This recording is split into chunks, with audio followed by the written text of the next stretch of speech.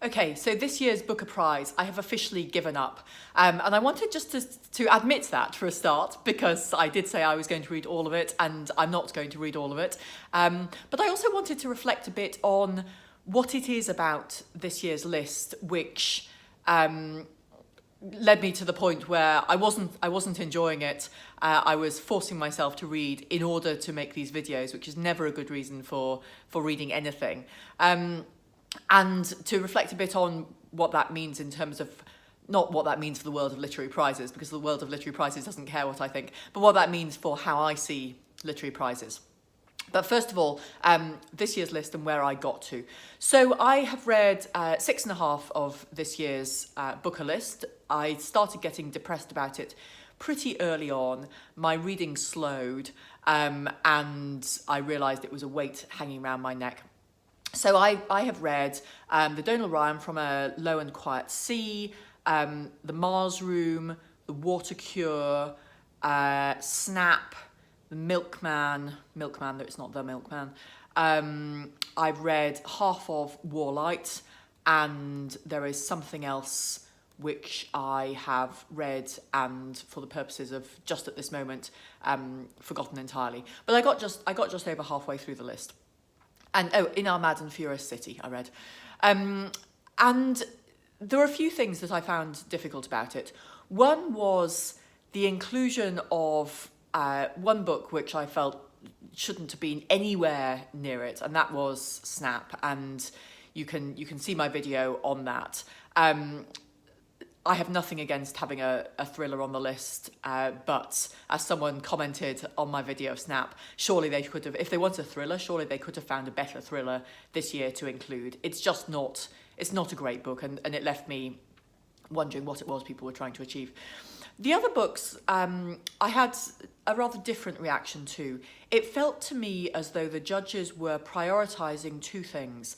It felt as though they were prioritising books that reflect our times, with a decision that our times are about dystopia, and I would disagree on that. There are clearly many unpleasant things about the exact political and social moment, but there are also many wonderful things. So I think choosing a Booker list which reflects dystopia as the statement of the times we are living through seems to be a limited view of what writing and what art should be able to do in times of difficulties in many ways.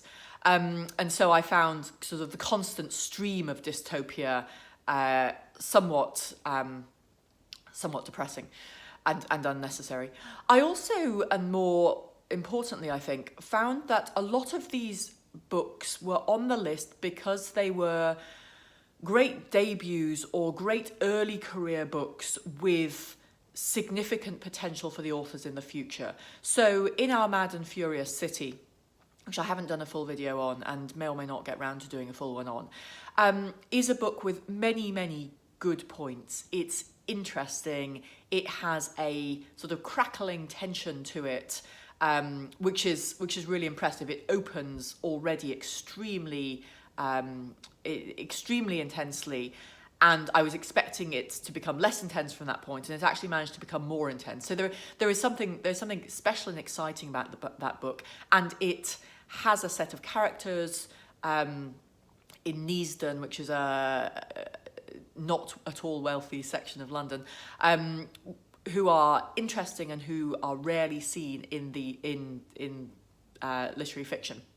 Very simple reason that most literary writers don't come from Neasden, and the author of this book does. But it's not a great book. It could be a lot better written.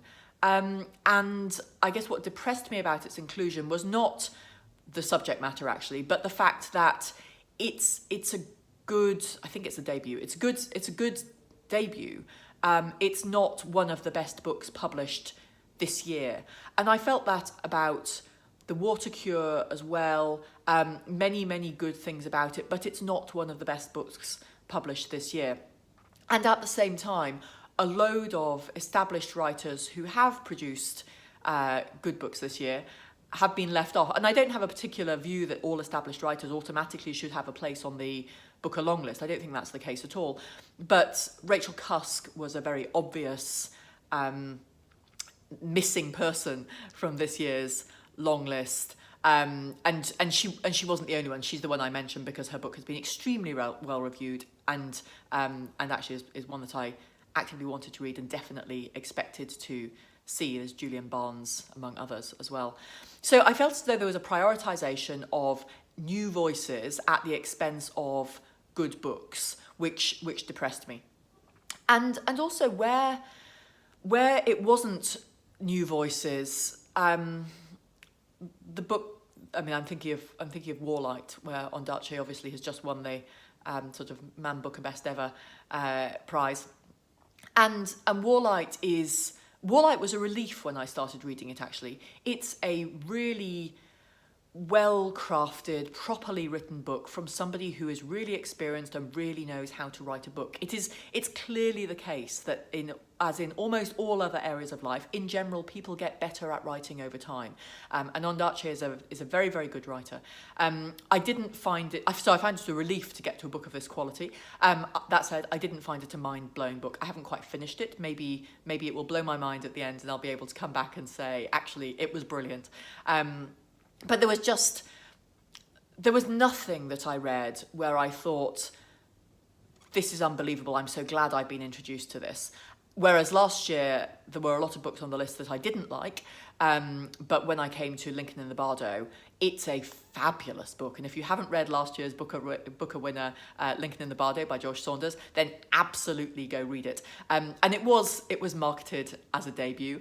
It was a debut in the sense that it was his first novel, but George Saunders is an extremely established writer of short stories primarily. And there was no sense in which this book was put on the list because it was a debut last year, whereas my sense was that was the case this year. So I ended up feeling rather disillusioned. I ended up not being excited about continuing to read the list. And so rather than putting myself through it and paying heavily for the privilege of buying these books, I decided to stop, which I consider as a good decision for my mental health. So Booker long list is over for this year. I think I probably will still read The Overstory and I will finish Warlight because they are books that have been recommended to me by enough people and they're authors I respect enough that I'm interested to see what they say. But I won't be going through the rest of the list just for the sake of it. And it did lead me to reflect on what literary prizes are for. And obviously there is no clear answer. The answer of to showcase to a wider public the best books that are written in the year is suitably vague, that it will cover almost anything. Some prizes have specific goals. The Goldsmith looks for innovative fiction. The Costa Prize, is it still called the Costa Prize, looks for books you can put into anyone's hands and they'll enjoy it, which is a sort of deliberate mass market push, which is not what I'm interested in, but it's a perfectly worthy, sensible, clear goal. The Republic of Consciousness Prize looks for experimental, innovative, good writing from specifically small presses, which again is something that I'm interested in, especially as small presses seem to be gaining more and more traction on the big literary prizes as well. But the Booker's a funny one. I mean, the Booker clearly sees itself as the preeminent literary prize in the English language. And it's got the history to do that, and there are many good books which have won the Booker in the past, and also an extraordinary number of extremely good books which didn't win the Booker, and some duds which did. Not duds, books which are relatively slight. I'm thinking of something like Hotel du Lac by Anita Bruckner, which is there's nothing wrong with it as a book, but it's not a book that encapsulates a year's writing and reading, as far as I'm concerned anyway. Maybe it does for some people. But the Booker does seem to set itself up as the best of the best. And yet it is remarkably vague and flabby in what it tries to do. It is not going for the best writing of the year. It is not going for the most interesting writing of the year.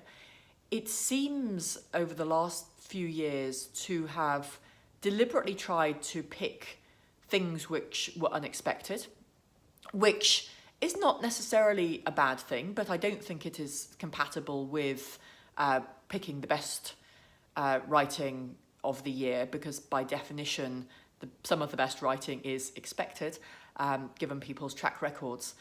And it seems to me odd. I mean, maybe what they're going for is we'll have a relatively eclectic panel of judges who will be allowed to pick whatever they want, and it is individual judges' preferences which we are putting forward as the prize, which is fine. At which point it becomes about the judges and who they pick as judges. And if I wanted to know what an individual person's views were on books of the year, then I would go to the books of the year section in any newspaper at the end of the year, and I would say, well, what did this particular person pick as their books of the year? Do I respect that person from what I know of them, and therefore do I think that their chosen book of the year is something that I'm likely to want to read? And I do that, and there are some people whose books of the year I go out and look at, and there are other people who I don't. But that doesn't seem to me what the booker is for, and yet it seems to be what the booker is doing. So anyway, I'm disillusioned at the moment. Maybe I will feel differently about next year's list. Maybe I will get excited about next year's list, and maybe the couple on the list which I will continue to read will turn out to be wonderful, and we will have a situation like last year's with Lincoln and the Bardo, where something utterly wonderful and massively worthy and exciting wins. But I don't know what the long listing criteria were. Obviously, these kind of things come down to the personal taste of the judges a lot of the time. But the long listing criteria and the personal taste of the judges this year did not accord with my personal taste or what I wanted to read. And therefore I stopped, which I'm quite proud of, actually. I normally see things through to their end, however much pain they cause me. But I didn't this time. So anyway, I'm now actively reading stuff that I want to read. And what that means at the moment is there is a new Penguin book of Japanese short stories that came out in the last couple of weeks. It has an introduction by Murakami, which I read in advance of buying the book. It's on the website LitHub. The introduction was great. I'm currently reading Japanese short stories from different periods in Japanese history, and I am really enjoying it. So at the moment it's Japanese short stories. I'll come back and talk about those more when I've read a few more of them, but I'm deliberately reading for pleasure, and it is absolutely a pleasure. I wish you all interesting reading for pleasure. I'm sorry to anyone who wanted to hear my views on the rest of the Booker list. If you exist out there, I'm sorry. But actually, this year was not the year. Anyway, do comment if you have comments. Subscribe if you're interested in subscribing to my views on reading for pleasure. And I will be back again soon. Thanks very much.